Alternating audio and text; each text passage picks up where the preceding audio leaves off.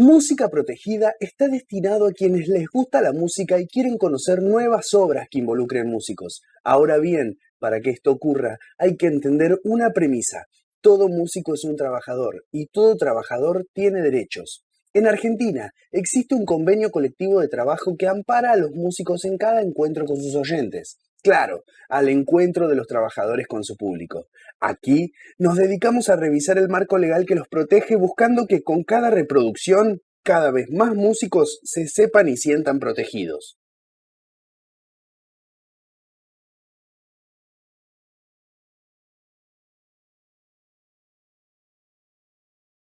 La Ley Nacional de la Música es una creación horizontal y federal que nos llevó 3 años en un modo de construcción que vale la pena contarlo para que sea conocido, porque luego de un movimiento que se originó, que provocó un hecho histórico, que fue una asamblea de más de 1000 músicos que nos convocamos en el Hotel Bowen, y luego de ser llamados por quien entonces era el presidente de la República, Néstor Kirchner, para ver por qué los músicos estábamos haciendo tanto barullo, cuando le planteamos que lo que queríamos era tener algunos aspectos de la legislación que nos protegiera, nos dijo, hagan una ley que a imagen y semejanza del siglo XXI. Allí armamos una comisión redactora compuesta por 25 músicos, representantes de distintas provincias del país. Eran épocas de correo electrónico, éramos músicos haciendo una ley, tuvimos que estudiar mucho, hasta que finalmente construimos la Ley Nacional de la Música, parte 1. Explico esto de la parte 1, porque en aquel entonces también hubo una discusión previa a la ley acerca de qué carácter le teníamos que dar a la ley, qué debía abordar esa ley, qué aspectos teníamos que priorizar. Y había una tendencia a pensar en la necesidad de una ley que fuera de fomento y difusión, y otra corriente planteaba que bien la ley de fomento y difusión, pero que era necesario además reconsiderar legislación en relación a las características con las que el músico se sube a un escenario o hace su trabajo. El acuerdo fue trabajar sobre la parte 1 de la ley y quedó pendiente la parte 2 hasta hoy. Le dio carácter a la institución que iba a ser la institución de aplicación de esa ley, que es el Instituto Nacional de la Música, INAMU.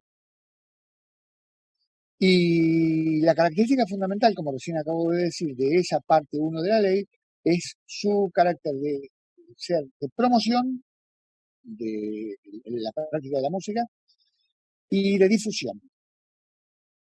Luego de la promulgación de la ley de la música, hubo que montar todo desde cero. Montar un instituto.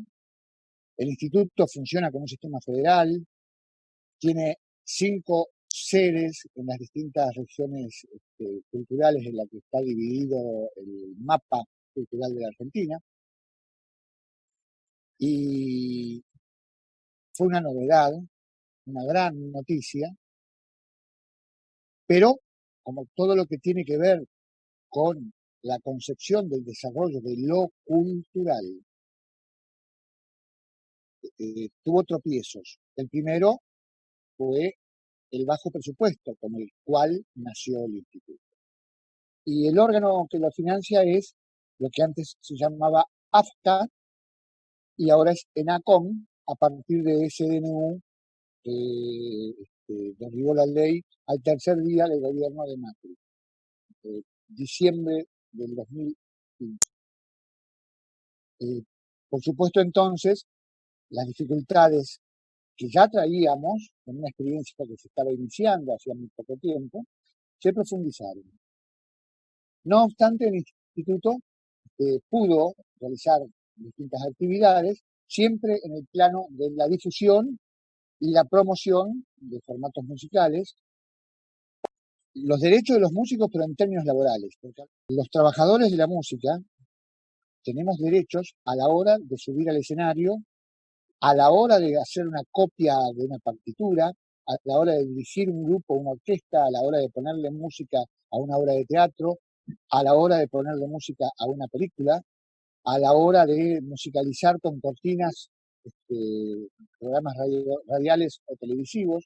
Bueno, el trabajo de los músicos es diversísimo. Tenemos un problema serio respecto de aquella definición del principio de que es un músico, que es un trabajador de la música, en donde yo pongo el acento en la necesidad de que aquel que decide vivir de este oficio de profesión es un músico trabajador, pero que tiene que conocer qué derechos lo asisten para poder tener beneficio de esos derechos y por otra parte para no perjudicar a quien los reclama y no es contratado, porque hay quienes no lo reclaman y trabajan gratis o a la baja. En ese sentido, el Sindicato Argentino de Músicos tiene convenios colectivos de trabajo que están vigentes hoy.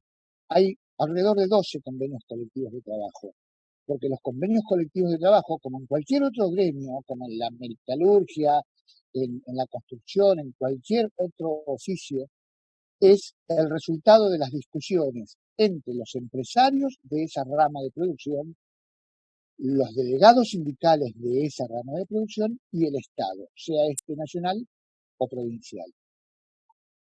Por esa razón, hay más de 12 convenios colectivos de trabajo del Sindicato Argentino de Músicos con la Cámara de Teatristas, con la Cámara de los Bolicheros y los Pubs, con los empresarios de la televisión, etcétera, etcétera, etcétera. Un convenio para cada sector del trabajo. Y por otra parte, está en vigencia el Estatuto Profesional del Músico, que es el que genera las condiciones básicas en las cuales un músico debe proponerse al momento de subir al escenario. Todo esto que yo estoy mencionando es legislación que está vigente en algunos casos desde hace muchísimos años, pero que la depredación neoliberal respecto de las formas de trabajo lo han ido precarizando al punto tal que las nuevas generaciones de trabajadores de la música lo desconocen, a partir de que inclusive desconocen su condición de trabajador de la música.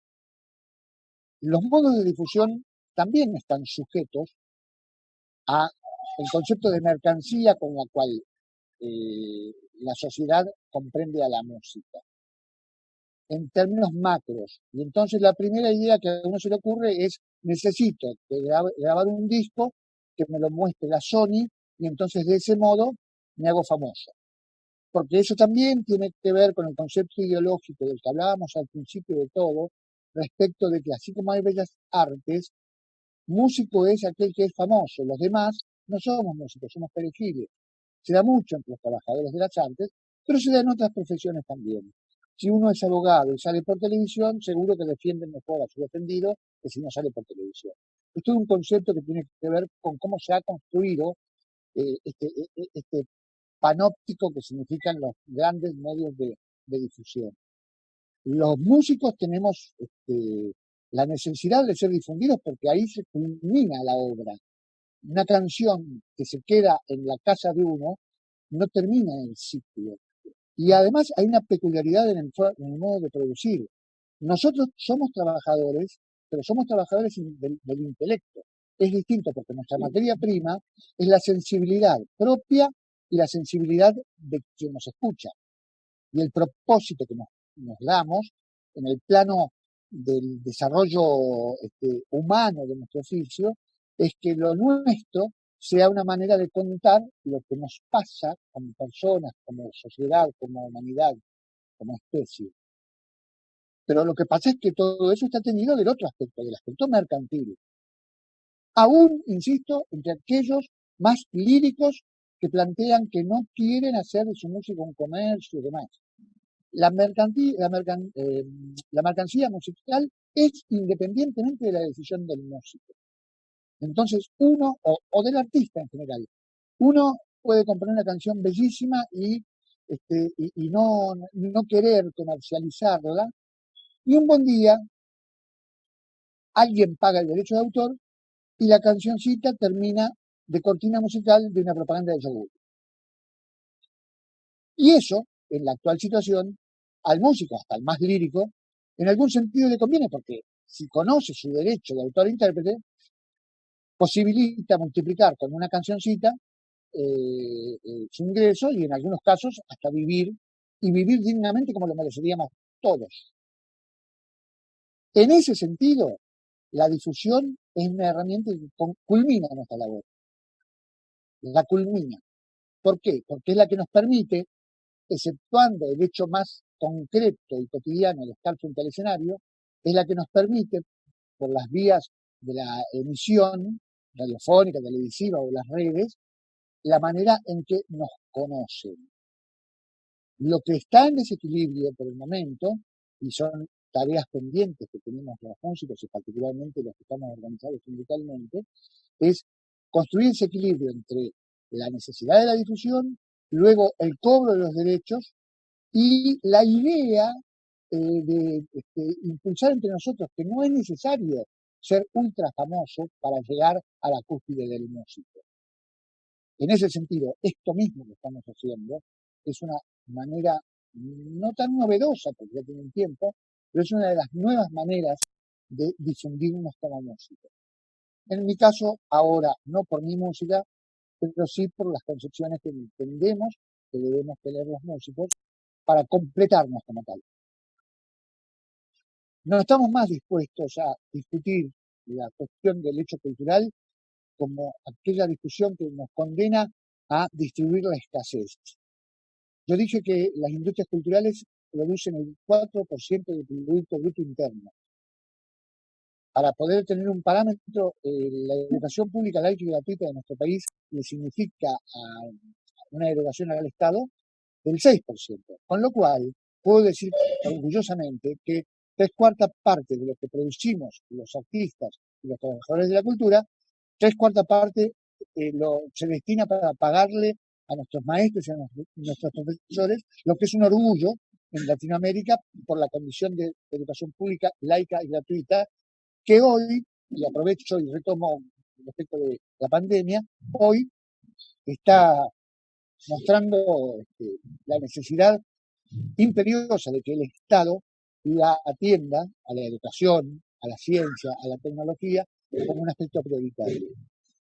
También nos vamos a aferrar a todo lo que nos ha hecho aprender esta pandemia para que las estructuras sindicales, la nuestra y las organizaciones hermanas, nos permitan sentarnos a discutir de nuevo nuestros viejos y nuestros nuevos derechos.